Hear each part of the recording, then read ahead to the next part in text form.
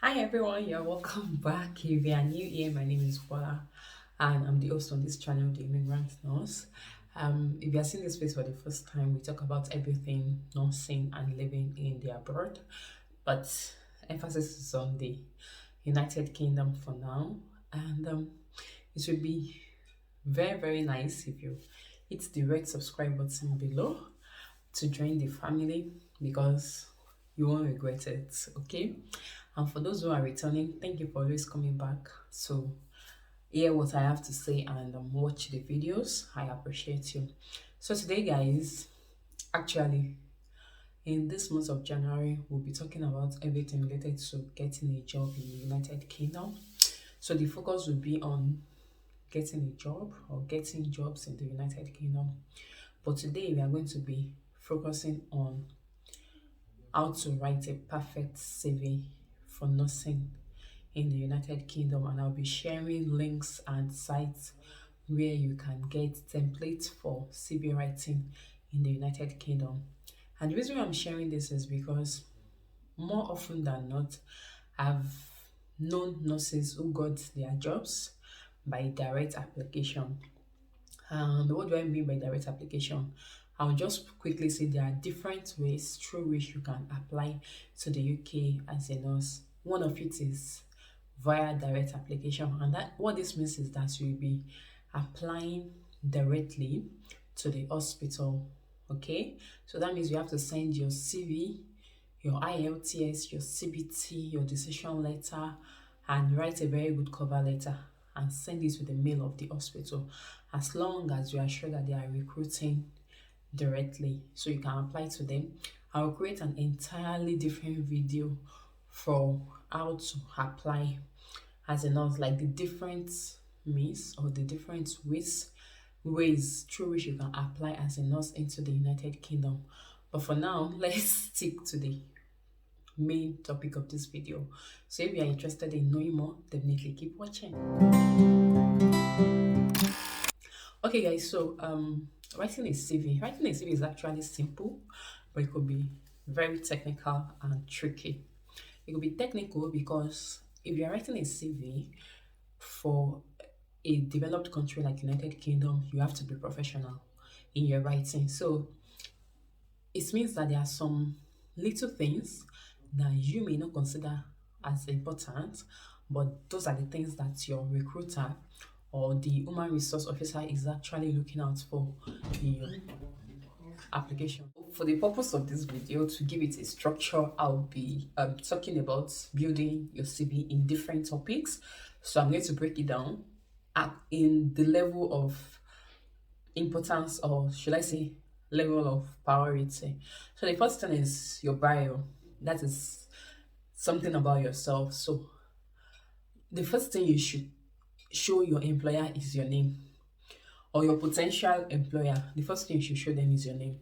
So whatever you're doing, make sure your name is in bold font. So let's say that the rest of your CV is going to be in font 12, font size 12. Then your name should be in font size 16. So that's the first thing that will catch the attention, the name of the applicant.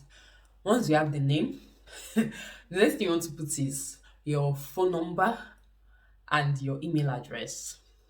So once you have your name, I will try to download the template of a CV that makes sense for nursing in the UK and insert it somewhere around. So you write your name, you write your, just underneath the name, you put your phone number and your email address, and that's all you need about personal information. Okay, when you are inserting your phone number or when you are writing your phone number on the CV, make sure you use your country code. So let's say that you are writing your CV from Nigeria, you have to put +23480772222, and you understand. And if you are filling from the United Kingdom, you have to put +44772222. You get it? So it's very important because that is the only way they can know what country you are applying from, and in case they want to call you to book you for the interview, they will be able to reach you directly without having any issues. Because the truth is, some hospitals will call to find out if you'll be available for the interview before they actually schedule an interview date for you. It happened to me, that is why I know this. So once you've done that as part of your bio, you then need to write a summary about yourself. So just tell them that, okay, I'm a registered nurse with over 5 years experience or with about 7 years experience who has vast knowledge about clinical nursing and very compassionate about the care rendered to my patients. I am as well objective and open to learn. You just have to write something brief about yourself. But whatever you do, make sure that your summary does not exceed 4 lines. So as small as it's going to be, make it rich and convincing and attractive as well, all at the same time. Okay, so that is a very, very good type of summary that you can like. That is what you should have at the back of your mind when you're writing summary for your CV. So once you are done and your summary is out of the way, the next thing you want to talk about is work experience. So you start with your most recent job. So let's say that you have 10 years of work experience and you've worked in 4 different places. So you need to start from your most recent job. That means the job that you are currently working at. That is the first job you should talk about. So then you talk about the next to this current one, then you talk about the next to that one, then the very first job. That is how you break it down. Never ever ever start your experience from your very first job, except if you have been working that job continuously without working anywhere else.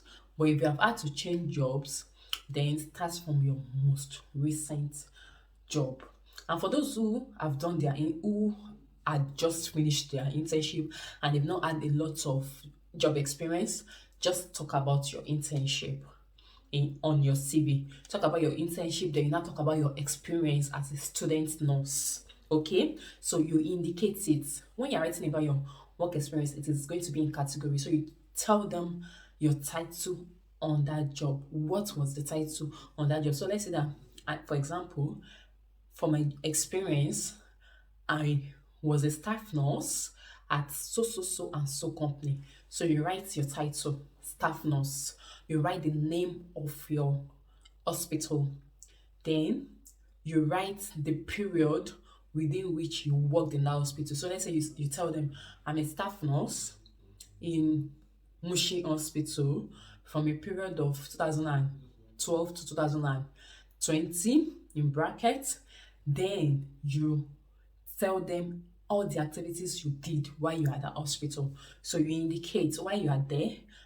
Now is where you have to show your professional capacity. Like you have to show that you are a professional. So you tell them the activities you were able to accomplish while you were in that hospital, and this means the nursing activities you were able to do while you're at that hospital. So instead of you saying setting IV line, you should know that cannulation is the best and professional word for it. So you list that: cannulation, venipuncture, echocardiography, vital sign observation, care of the newborn, whatever it is you have done or you have come across with that you have good knowledge in it. Please include every damn thing on your CV. In fact, if you have good knowledge of computer, you write it. Good knowledge on Microsoft Office. So that means you can use Microsoft Word, you can use Outlook, you can use PowerPoint and all those things. You have to indicate and tell them everything in details. So you repeat the same thing for every other jobs you have worked. Once you are done, okay, you now move on to the skills you have outside of your work experience. So there are some people that they have other skills that they have learned while they were in school or somewhere along the line, and they are very, very good with it. Some of those skills will include cardiopulmonary resuscitation, advanced cardiac life support, basic life support. It is not compulsory, okay? But if you have it, indicate it on your CV. Okay, maybe you have training about people living with HIV/AIDS. You write it there. You had the boot camp about flight nursing. You write it there. Every other skills you have that is relevant, you write it there. Then you now move on to talk about other life skills like communication skills, human relationship, and all those other skills. You also indicate and put it on your CV. Team building, teamwork, objectiveness, assertiveness. Those are the other skills that you can indicate on your CV, and it's going to help boost your chances of getting a job. You move on to your education. So it depends on what qualification you have. So you have to start from your most recent qualification. So let's give an example of someone like me who had gone to a nursing school before she went ahead to do a what's it called, a degree. So what you are supposed to do is, once you write education slash qualification, then you write the name of the school you just finished from. So for me, I finished from the University of Ibadan. So University of Ibadan, in brackets, so year to so year, brackets closed, to show how many years I spent in the university. So then I tell them Bachelor of Nursing Science. That was the degree I earned from the university. Then what was your grade? I had a second class upper. You write it there, second class upper. Then you now indicate what were the common subjects you were exposed to during your bachelor's degree program. You have to indicate med surg, pharmacology, nutrition, research, community health nursing. Just put it there. Then you move on your school of nursing. So you write the name of your school of nursing. So school of nursing. Okay. What degree did you have? You had a diploma in nursing science. You write it there. At the time you already wrote your school of nursing, you write the year of attendance. So school of nursing bracket open. Year 2009 to 2012 bracket close. Then the degree and diploma in nursing science. And what were the subjects you were exposed to? Anatomy and physiology, medical surgical nursing, pharmacology, research, what's the name of this other one? Management, in brackets. Just list about 2 or 3 subjects. No, 3 or 4 subjects, and you'll be fine, you'll be good to go. So once you are done with your skills, then you now talk about referencing.